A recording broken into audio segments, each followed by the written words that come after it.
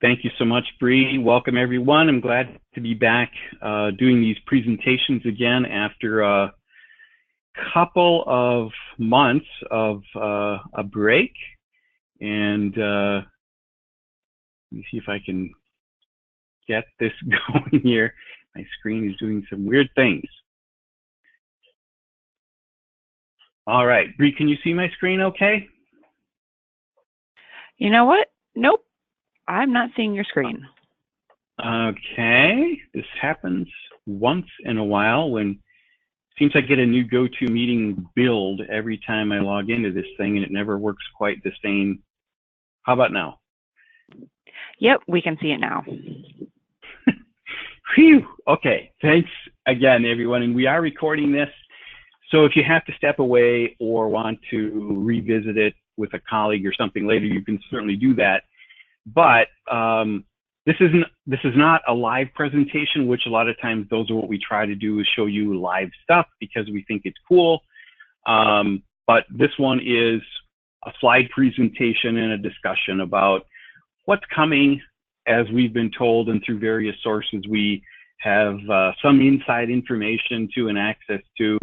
So we just tried to put that together for you here. It's been a while since we've done one of these type of roadmap presentation. So anyway, let me get started by saying there is a disclaimer, and we're required to read this, and that this reflects a direction Infor may take, but as you can see, it is not a commitment by Infor that anything I would be talking to you about today is actually going to come to fruition.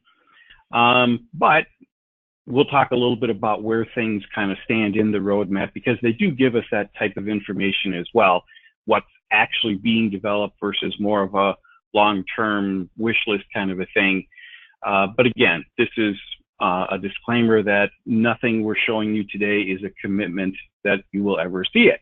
We hope that's not true. We hope you see all this, but here we go. So at kind of the highest level, the things that Infor is working on, and we'll be getting into more details about what these 5 things mean in the next slides. And one of the big ones is the Mingle widgets, which we'll talk to you about. Those of you who have no idea what Mingle is, it is a common interface that all of the Infor business applications use. It's sort of a launching pad, a home screen, as it were, that not only gives you a place to click once and log into any one of the various Infor business apps, but it also has things like chat and workflow and alerts and dashboard widgets. And that's really what we're talking about here. And I'll show you an example of that as we get going.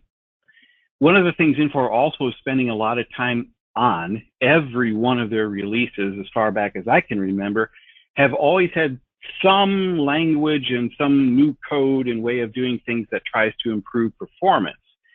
And so we have seen in some of the later releases here of A3 really significant performance improvements. And I've got some actual numbers to show you what does that mean. I can tell you all day long it does perform better, but we'll have some numbers to sort of back that up.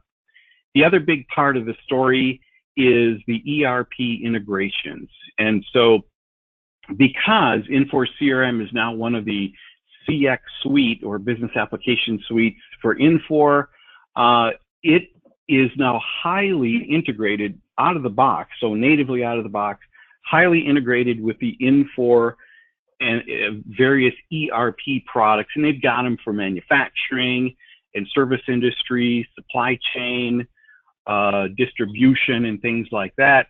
So if anybody on the call is an Infor ERP user or have that at your organization, the odds are pretty good that you've got a built-in integration to that back-end application. And so we'll talk a little bit about that.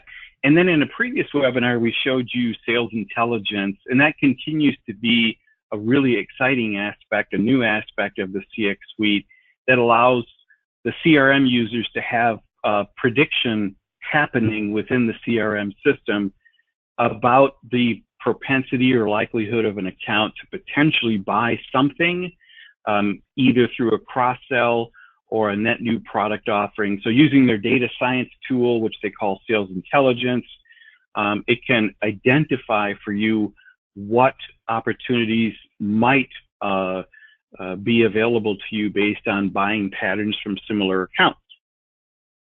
And the last one, probably not quite as exciting, is the AnyBot Upgrades. And a bod is a business object document. That's the actual container of the data that's moving between CRM and the Infor ERP applications to produce the synchronization. This is a back-end collection of data that copies data from one system into the other. And so they've improved the ability to have what are called AnyBots or custom bods that you write to maybe move some data customization you did in accounting or CRM that wasn't part of the native integration. You can build your own points of integration between the two systems as well. Okay, so talking now about the first one, which is the CRM widgets.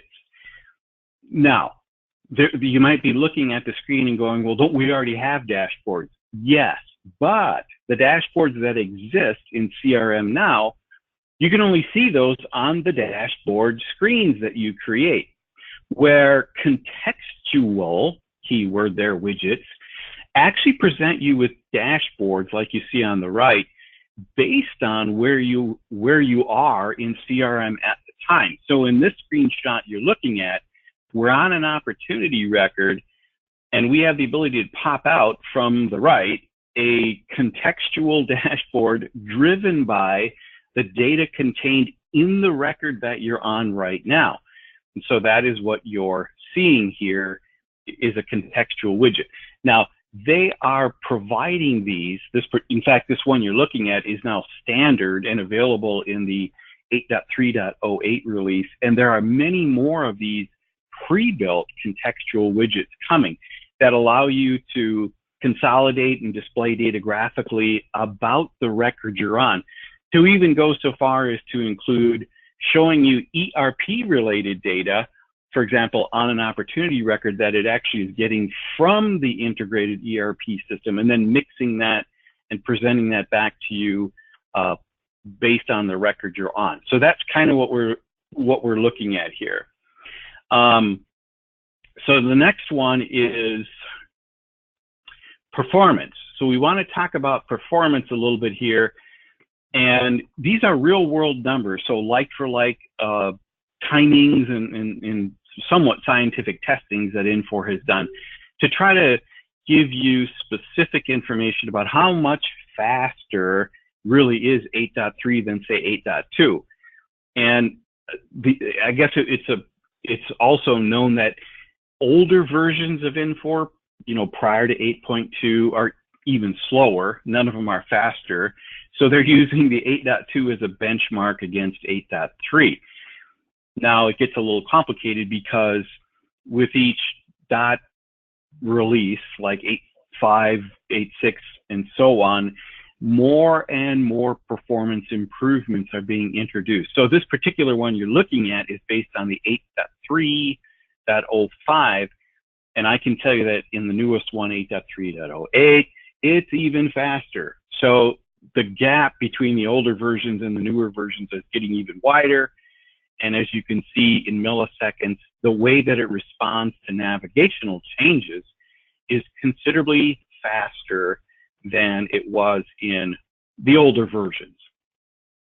Now, these may seem like tiny numbers, but if you spend your whole day in CRM and you're navigating around continuously, like most users are, all of these lags and delays, they add up and they become frustrating. So the more they can eliminate that, I want this thing to move as fast as I can click. And I will tell you, it's pretty close to that right now. It pretty much moves and changes as fast as I can click around, or is getting very, very close to that. They've also improved performance in mobile and significantly in XBAR. That's one thing I've noticed too, is that when you click on an email in XBAR now, the XBAR contacts that it matched on the right almost instantaneously pop up. Where in the older versions, you'd see this little thing spinning for a while, and it would take a few seconds for something to show up. I mean, it would get there eventually, but it is noticeable in improvement as you upgrade to these newer versions. All right, so next up is the extended CRM ERP integrations. And I'm not going to talk about this one too much, but for those of you that have an Infor ERP product and you're interested in an integrated solution, they are continuing to build out how robust that integration is, how much data really moves bidirectionally between the two applications, and the performance of that is also improving pretty significantly. Okay, so sales intelligence, we did, like I said, do a webinar on this a couple months back, if I remember, Bree, and that too is continuing to be improved over time. We kind of got to see the 1.0 release, which was cool, but didn't really have as much information available to you as some of these newer versions are of that solution that are coming out. So we're excited to see that they're spending the money and continuing to develop out what I think is going to be a very popular add-on for many of our customers. We talked a little about the AnyBot Upgrades so that you can migrate and build your own custom integration points between the ERP and the CRM. And just a couple of quick highlights about some sort of bigger news for Infor CRM. They've published quite a bit of information about this recently, but they recently formed a partnership with Marketo. And Marketo is kind of the big gorilla as far as marketing automation and marketing campaign creation. So it's really targeting kind of the larger company. Those of you on the call may be familiar with Sales Fusion or Inbox Guru, which, as you know, are also integrated. Marketo is quite a few steps up in complete functionality because it's more than just a digital marketing engine. It's a complete marketing department management solution. And so they've created this integration and partnership with Marketo, which we're really excited to see as more and more of this starts to unfold. They also continue to move up on the Nucleus Research CRM value matrix. We are in the upper right quadrant and closing the gap on sort of the market leaders right now, Salesforce, of course, and Microsoft Dynamics. So we're always excited to see we are moving in the right direction further up the ladder as far as what some of the analysts are saying about our product. We also became one of the CRM watch list contenders for 2017. Again, another analyst site that evaluates CRM applications and tries to pick those to watch. And we are one of the 26 winners out of the 136 that they evaluated. Doesn't mean we came in 26, it just means we're in the top 26. They really don't say where we specifically ranked. Again, all good news about the product. Okay, this is a quick kind of a timeline about the releases that have been either released or are coming. And so if you kind of start at the oldest one at the top, since 8.3 came out, and then it sort of walks you through each release regarding the actual web client, XBAR, and the mobile. And I'm going to talk about the next release on one of the upcoming slides here as well. So just sort of a little historical walk through how we got to where we are today over what period of time. So they are summarizing their strategic investment here. These are the strategies that they're using, which are going to result in all these new functions, updated products, and integrations. They're heavily focusing on cloud maturity, delightful UX, user experience. I don't know what delightful means as far as software goes, but I'm assuming we're going to all like it better than what we have today, I hope. They are working hard to adopt some of the newer tech stacks that Infor and Microsoft have come out with, and I'll talk about that a little bit here too.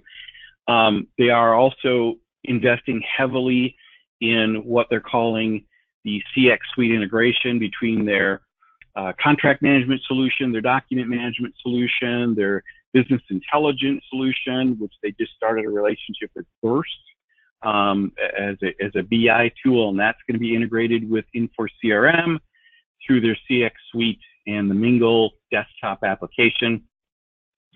The last mile ERP integration, and what that really means is they've had the integration to their ERP now for a couple of years, but they weren't quite 100% in both directions. So they're working very hard to remove any gap in functionality so that regardless of which one of the Infor ERPs you have, it is a full-blown end-to-end, point-to-point, two-way, synchronizing. Everything moves back and forth seamlessly, which is a bit of a mixed bag today on how all that works. They don't quite have that all finished. It's substantially there, but not finished. So that's really what they mean by the last mile of that integration. And they're also finally, thank goodness, going to have a test drive, try and buy. Now, you might not care if you're already on Infor CRM, but this will give you the ability to kick the tires on some of the newer releases and some of the other CX Suite products that are part of the CX Suite that complement your Infor CRM. So they're working hard to put together public test drive before you buy ability for you to see the product working on your own, sort of drive it by yourself, which we think is great. That's something that's been missing in the story of Infor CRM for a while, and they are working hard to bring that back. And then finally, third-party integrations. Again, something that they had a really good focus on that for years, and then it sort of wasn't really a focus for a while, and now they're finally bringing that back again too. There's a ton of third-party software applications that either integrate or are built into Infor CRM, but there's really not an app store, which is what we're kind of all used to today as our culture. Show me what's available and let me try it out for a little bit and then buy it, kind of a thing. So they are working hard on rejuvenating their third-party integration story and sort of opening the door again to third-party integrators who are building these vertical solutions and value-added solutions for Infor CRM. Again, all good stuff to hear, and I can't wait to see what that's all going to look like. So here are some milestones. So now we've kind of taken some of these new functions and capabilities we just talked about and sort of applying it now to a forward look into, well, when might we get these things? And remember, no commitment here from Infor or us that any of this will ever hit your desk, but this is what it's looking like today. And so what you see in green on the very left, those things are already released. So everything you read about on the left, you have that today if you are on the latest version of Infor CRM. The things that are in blue, some of those have actually already been delivered. So this slide is already a little bit outdated, which is not a bad thing because they've actually natively now in the product have the account hierarchy UI, the Mingle dashboard widgets, the sidebar widget for opportunities. That exists today. It lives. Some of the stuff that's not quite here yet is the triggering of Ion workflows. Now, I don't mean to jump around here, but let's talk about mobile offline notes too. That's going to be coming out in mobile 4.0. This gives you the ability to add notes to a record from your phone, even when you do not have access to the internet. So a couple of releases of mobile ago, they introduced the briefcasing function, which allows you to copy records onto your mobile phone so that in the event you don't have live access, you still have read-only access to all the records you might have briefcased. So offline notes introduces the ability to now add notes while you're offline, which is going to then synchronize back up to the main server. So we think that's cool. The trigger of Ion workflows on entity events, that's particularly cool because the Ion software or their Mingle platform is another sort of name for it, even though not quite the same, but Mingle rides on top of the technology stack that they call Ion. And coming with that is triggers on workflows. So we finally have a solution coming to replace the old contact processes. So it's a true trigger-based, event-based workflow happening in real time so that you can build automated workflows and alerts and pop-ups and things like that against anything in CRM and actually see those triggers happening and popping up in CRM or sending you an email or showing up as a mingle chat or whatever you want them to do. So the whole idea behind the workflow on an entity in Ion brings back to Infor CRM processes and automated processes that don't currently work in the web client. They only work in the LAN client, and then they only work on contacts. They don't work on leads or accounts or opportunities or anything else. So this is really exciting to me that they're bringing that back, because the possibilities are endless as far as how you could put this workflow engine to work for you. Okay, so we talked about sales intelligence and Marketo, and then looking forward to Q2, there is some, again, more robust integrations coming with their Cloud Suite applications, their accounting ERP integrations. Configurable sales processes are coming in the web. You have sales processes in the web today, but to create one, you have to launch the LAN client, which is weird, especially for cloud customers, because they don't even have a LAN client unless they remote into the server and fire the thing up. So they're finally moving the ability to create and configure sales processes into the web client natively, which is pretty cool. And we talked about syncing entity notes, and that allows you to create notes in CRM that sync over to ERP and vice versa. And then on the far right, this one is really exciting too, and that is that they are rewriting the user interface, and I'll talk a little bit more about that too. Now, that's not going to be in the next release, 09, but the one after that is when we should start seeing some evidence of the new responsive client UI. And not only is the web client going to be responsive, but so is the mobile client, which is pretty cool. So you can, use the web client on a small screen device, where right now, yes, you can look at stuff on an iPad or an iPhone, but because it's not a truly responsive client, it gets smaller, yes, but it's not aware of the resolution of the device you're using it on. It's like you can't touch scroll bars, and lookups don't work right, and pick lists don't work right, and things like that, and the screen becomes impossible to view because the font gets so tiny when you shrink it all down. So they are working hard to not only make the web client responsive, downscaling to smaller devices, they're actually making the mobile client upscaling to larger screen devices, including a desktop. So everybody knows what a responsive client is. That's coming to the web client and the mobile client. And you might ask, well, then do I really need both? Maybe not. It depends on what works best for you, because the mobile client is still designed to be navigated with your finger rather than a mouse. So that would be one consideration here. They're also bringing back quotas and forecasting, which I like. Again, that's something they had years ago, and it kind of disappeared from the product. So the concept of having sales quotas and sales forecasting at the account level rather than the opportunity level is wonderful, because a lot of companies work that way. It's normal for a salesperson to have a quota. You need to sell this much this month, this quarter, this year to make your quota, and you'll get a big bonus and all that. And so that now is going to be able to be managed inside of CRM, as well as forecasting at the account level, not just forecasting off of opportunities you created.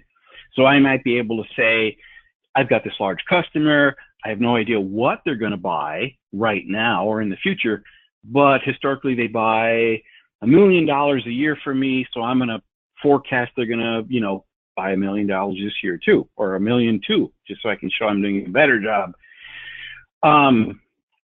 Service details integration bods. I'm not exactly sure what that means, so I'm not going to pretend I do. Some other things on here: configurable CPQ, which is their quote solution, their quote price configuration product for the CX suite. And they're going to allow some customizations in how that integration works, which is great. And then CRM plus contract lifecycle management, all these acronyms, you'd think we were an astronaut. So CRM plus contract lifecycle management and sales portal for Infor is all going to be part of the native product. And then for cloud, they've been working on this for years to move to a multi-tenant mode for the solution. So you may see that somewhere down the road here as well. Okay, so they are also creating these demos, and I touched on this a little bit in the earlier slide. So they are building out public, viewable demos of day in the life, they call it. So whether you're a marketing person or a salesperson or an integrator or a support person, you're going to be able to click and see and play with these add-on solutions, and from the perspective of what job you have, you're going to be able to watch and interact with these demos. I have not seen them yet, but I'm hoping they're going to be pretty cool because we really need stuff like that. Okay, this is a really busy slide, so I'll apologize for that. So this is a probability guide. Well, what does that mean? So if you look at the top, it talks about that if it's got a magnifying lens, they're just thinking about it. If it's a 50%, they're, okay, maybe we will, maybe we won't. And then anywhere from 90%, yeah, this is imminent, it's coming, and we're planning on it, versus the green checkbox, already delivered. So that's what you're looking at with all these little icons next to all these different features and functions and things that are coming. So anything with a green checkbox already exists. So you'll see all of that. Things that are 90%, we talked about, like the Marketo integration. And then the one that's really cool is the 2017 and beyond, because that really talks about stuff that's coming probably further down the road. And I love the idea of, in the upper right, rolling up the value of multiple quotes to one opportunity, and having opportunities more interactive with quotes. I think they've needed that for a while, and I'm glad to see stuff like that coming. Of course, there's lots of native language translations coming. They keep adding more and more of these all the time, which is great for international customers and so forth. And then as far as technology goes, they are, I think a lot of this we've already talked about, but you can kind of, I just want to make sure I didn't miss anything that wasn't in the previous slide. So kind of the same information we just discussed, except that it's presenting it to you in a little bit different fashion, as far as how sure are we that we're actually going to get this stuff we're talking about. Okay, moving on to the next one. Where'd we go? 8.3.09. Now, they are on a 90-day cycle with dropping updates. And the last one, 08, was July 4th. So we're anticipating that 09 is imminent here within the next few days. And what I've been able to confirm is that we finally are getting Windows 2016 and SQL 2016 compatibility. So they're finally caught up, I think, with the Microsoft tech stack. So that will be coming as part of Update 09. They're also going to make the integrity checker compatible with those that use a Unicode database. And for our Dutch-speaking folks, they have that translation coming as well. They're also getting ready to drop Mobile 4.0. And this is a graphical rewrite. This will be the first one that's got this responsive UI we talked about. And also the style sheet, the CSS style sheet for the actual, web page itself, what you are looking at when you bring the site up, is based on Infor's Soho XI controls and screen design. And what Soho is Infor's standard user interface. So it's a standard user interface across all of their applications.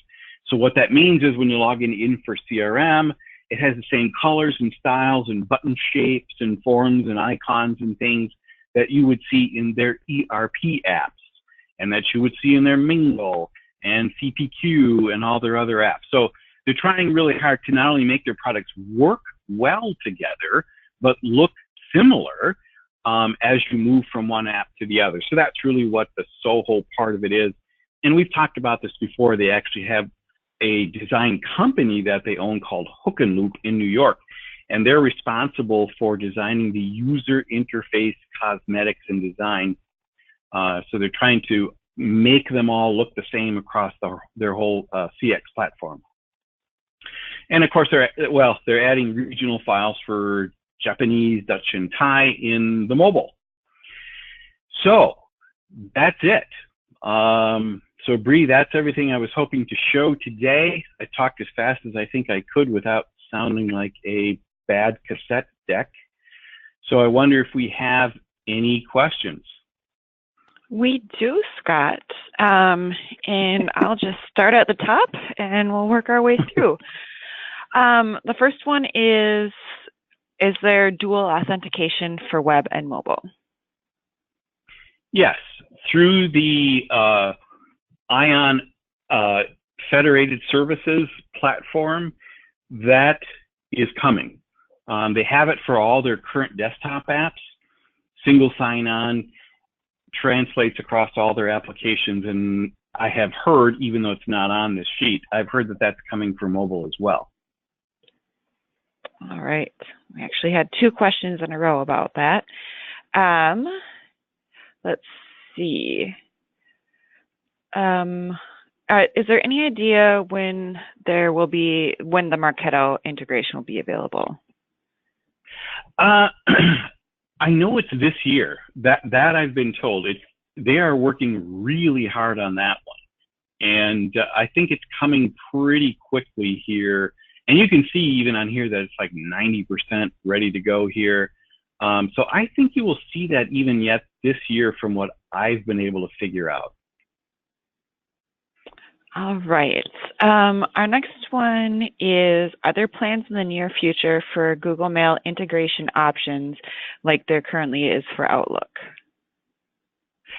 Yes. In fact, they are coming out with Google Mail, and if you look in the lower right corner, Outlook 365, the web interface, and I don't know how they're going to do this, but a Mac. So they're planning to have Outlook for Mac and Outlook 365, or the web version of Outlook, also supported with XBAR and the Google Mail integration as well. They already have a Gmail integration, so you can get that today. So yeah, those things are on the roadmap, which is good. So it kind of breaks this dependency we currently have on just the installed version of Outlook on a Windows machine. So we're happy to see that they're going to be supporting more of the more popular email platforms. Definitely. Another question is, you mentioned performance improvements. Is that for a specific, for like Internet Explorer or Chrome? Is it all, none? It's all of the above. So they're really trying hard too to be more and more browser agnostic. In fact, one of the things you'll see on here too is that right here, which says drag and drop email, they're actually bringing that functionality to every browser right now. That's really an ActiveX thing, which is your old school Microsoft IE only functionality. So they're adding more and more browsers now that support drag and drop. And the performance improvements we talked about are irrespective to which browser you're using. I will say, though, that I have noticed Chrome is slightly faster than IE and about a wash with Edge as far as performance. We used to see a big gap between IE and pretty much any other browser. That is not the case anymore. The interface is being built in such a way that it's far less dependent on how the browser itself handles client-side code, which is definitely noticeable. Can you review again what a BOD is? Business object document. It is an XML file that contains a chunk of data. And so that's what's used by their ION integration as a transportation mechanism to move data that got changed. For example, in CRM, let's say I added a phone number to an account. What will happen when that phone number got changed is a BOD got created, which is an XML file, and it's going to contain like the record ID and, you know, who changed it and what they changed it to. And then through the ION integration, that change is served up to the ION integration engine, and then it's consumed by the ERP system, because the ERP system keeps asking it, is there any account changes I should know about? So it goes up and gets those BODs out of the SQL database and then consumes those and updates that phone number over in accounting and vice versa. So BODs are, again, an XML file that contains each change. These are tiny, tiny little files that are storing the data that's going to move between any of these Infor apps. And you can write your own, roll your own. Okay, our next one is, you mentioned adding notes offline. Is it correct to assume that this is exactly and only notes and not completing things like meetings offline? You know, I don't know. I was kind of wondering that same thing. I haven't seen it yet. I hope it includes anywhere in the app that you can add a note, but I don't know that yet. I'll try to get an answer to that and post an update. I mean, I would hope it's not just a note per se, but that could be all it is. I'm just not sure. Haven't seen it or had any details around that yet. Okay, our next one is the Mingle Analytics widget the replacement for the current Flash widget since Flash is dead? Flash is not dead, it's just old. No. The Mingle contextual widgets are in addition to the dashboard, you know, the dashboards widgets that you have today. It doesn't replace those. It's just an addition to what is already there. And there's really only one, as far as I know, there's only one dashboard object that's Flash, and that's the funnel that uses Flash. I could be wrong, but that's the only one I know that's Flash. All right. What are the symptoms or problems of not being compatible with the Microsoft Tech Stack Windows 2016 today, and what is the timing of this upgrade? We should see update 09 maybe even as soon as next week. If they kind of stick to their 90-day cycle of when these things drop. And I don't know what the ramifications are if you try to use an older version. What I can tell you is we have customers who do, and we are not aware of any specific issues. So it really comes down to, they're not saying that Infor doesn't work with 2016 tech stack. What they're saying is they don't support it yet, which means if you have a problem and it's OS related, they might not be able to help you today if you're using 2016. So it's really an admission that they can support it yet. So they're just validating that they can support it, and you can get support on a 2016 system. Not that they wouldn't help you, but if it's due to a 2016 tech stack issue, they might not be able to help you. Again, I have not seen that happen yet, but it's possible. All right, and the last one right now is, can the on-premise version also use Mingle and Ion? Yes, it can. Great question. And this is, I should have mentioned this. If you are a cloud CRM customer, you actually get the Ion and Mingle integration at no extra cost.